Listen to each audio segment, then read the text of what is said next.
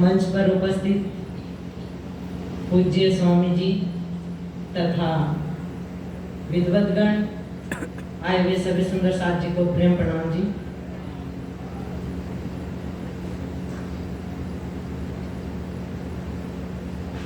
आज हम पूरे विश्व में देखते हैं कि आज अनेकों संप्रदाय हैं। यदि हम हिंदू में देखें तो 1000 से अधिक संप्रदाय हैं। इसके अतिरिक्त इस्लाम, ईसाई आदि अनेकों मतांतर हैं, जिसके अनुयायी अपने आप को धार्मिक कहते हैं। इसको बोलचाल की भाषा में धर्म भी कहा जाता है। और इन सब के अनेकों ग्रंथ हैं। हिंदुओं में देखा जाए तो वेद, उपनिषद, दर्शन आदि अनेकों ग्रंथ हैं। इसके अतिरिक्त कुरान, बाइबल भी है। अब प्रश्न यह होता है कि इतने सारे संप्रदायों में निजानंद संप्रदाय और इतने सारे धर्म ग्रंथों में तारतम्यवाणी की क्या विशेषता है। आइए आज हम निजानंद संप्रदाय और तारतम्यवाणी के विशेषता को जानने का प्रयास करते हैं। जब कोई आत्मा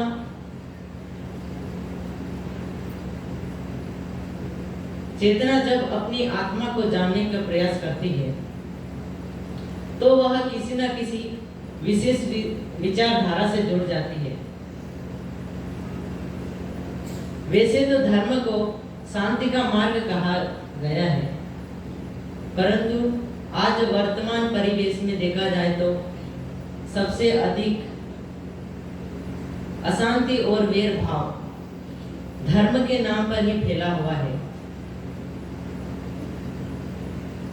निजानंद की पहली विशेषता, अध्यात्म जगत के जिन प्रश्नों को मनुष्य विभिन्न ग्रंथों में जाकर खोजने का प्रयास करता है कि मैं कौन हूँ, मैं कहाँ से आया हूँ, मेरी आत्मा का प्रियतम कौन है, कहाँ है और उनका स्वरूप कैसा है इत्यादि। इन प्रश्नों का जवाब कोई भी धर्म ग्रंथों में स्पष्ट नहीं है। हाँ, संकेत अवश्य है, जैसे कि अथर्ववेद में अकामो धीरो अमृत स्वयं हो रचेन तृप्तो न कुतचनो न तमे विद्वान न विवाह मृत्युरात्मना धीर मंजरम युवानम।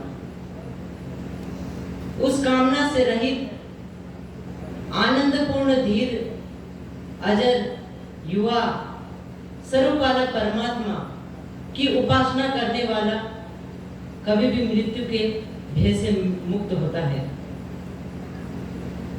वेदाहमेकं पुरुषं महंतम आदित्य वर्णः तमसा परस्तात् तमेव विदित्वति मृत्युमेति नान्यः पंथा विद्यते अनाय। सबसे महान वह अविनाशी आदित्य वर्ण वाला परमात्मा है। आदित्य का अर्थ होता है अखंड स्वरूप वाला। जब निराकार का कोई स्वरूप ही नहीं है तो उसे आदित्य वर्ण वाला कैसे कह सकते हैं। अमृतम जात वेद सम तीरस्ति मांच दर्शतम घृता हवन मेडिया। सबसे प्रकाशमान अमृत स्वरूप वाला, अज्ञान रूपी अंधकार को समाप्त करने वाला और सभी प्रकार के ज्ञान को उत्पन्न करने वाला स्तुति परमात्मा की उपासना करें। यदि पूछा जाए कि परमात्मा कहाँ है तो हम में से अधिक सुंदर साथ तो अभी तो हमको तातम जान से हमको जानकारी है, अन्यथा यही बोलते कि शरीर और संसार के कण कण में परमात्मा है। यदि शरीर और संसार के कण कण में परमात्मा है तो कबीर जी ने कहा है, पिंड में होता न मरता न कोई, ब्रह्मांड में होता तो देखता सब कोई, पिंड ब्रह्मांड दो से न्यारा, कहे कबीर सो साईं हमारा। यदि इस शरीर में परमात्मा का स्थान होता तो ये शरीर कभी भी मृत्यु के भेद में नहीं आता, क्योंकि परमात्मा अमर है, भला उसकी मृत्यु कैसे हो सकती है। यदि संसार के कण कण में परमात्मा होता तो आज उसे सब देख पाते, कोई भी अज्ञानता में नहीं रहता, किसी को भी आज धर्म ग्रंथ पढ़ने की आवश्यकता नहीं होती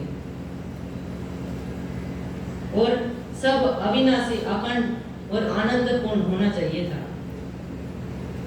असत जड़म च दुखम च माया रूपम त्रिधा स्मृतम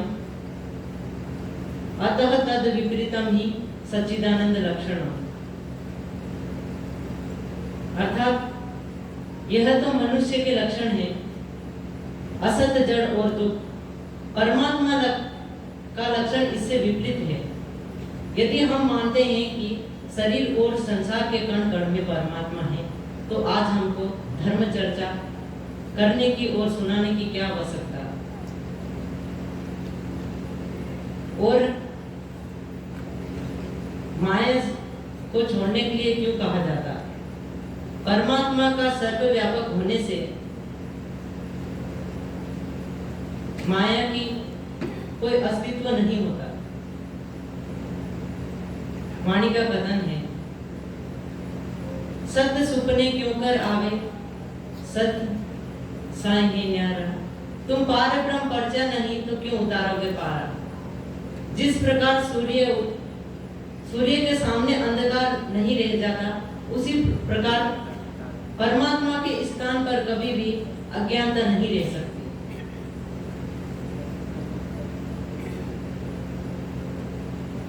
हम इससे ये हम जान गए हैं कि परमात्मा शरीर और संसार के कण कण में परमात्मा नहीं है। उपनिषद का कथन है, दिव्य ब्रह्मपुरी एसह व्योमिन आत्मा प्रतिष्ठित। अर्थात परमात्मा दिव्य ब्रह्मपुर धाम में है, परंतु वह दिव्य ब्रह्मपुर धाम कहाँ है, इसका जवाब उपनिषद में भी नहीं है। इसलिए उपनिषद और वेद के विद्वान इससे उपरांत ही लागू सिद्धांत करते हैं। आज हम भागवत में देखते हैं कितने बड़े बड़े कथावाचक पंडित हैं जिनका प्रवचन कथा हजारों लोगों की भीड़ में कथा होती है, परंतु वे भी निजानंद दर्शन के जान के बिना वे भी भागवत के गुह्य रहस्य को नहीं खोल सकते, भले वह कितना भी बड़ा विद्वान है। भागवत में कुछ ऐसे प्रश्न हैं जिसका निजानंद दर्शन के जान के बिना कोई भी विद्वान उसे खोल नहीं सकता। जैसे कि हिरण्य रूपी अंडा कौन सा पदार्थ है और उसके अंदर चेतन तत्व कहां से आया। क्षर अक्षर और अक्षरातीत को तीन ब्रह्म कहने का क्या तात्पर्य है। इस प्रकार अनेकों प्रश्न हैं जिसका निजानंद दर्शन के जान के बिना कोई भी विद्वान नहीं खोल सकता। निजानंद दर्शन के पास ऐसी तारतम्यमय चाबी है जिसका सभी धर्म ग्रंथों को खोलकर वेशभूषा और आदि भाषा को समाजों के अंदर, संप्रदायों के अंदर जो झगड़ों को समाप्त किया जा सकता है। इतना ही नहीं, निजानंद दर्शन के जान से हम अपनी आत्मा का कल्याण कर सकते हैं, इसलिए इसे निजानंद कहा जाता है। मुझे लगता है कि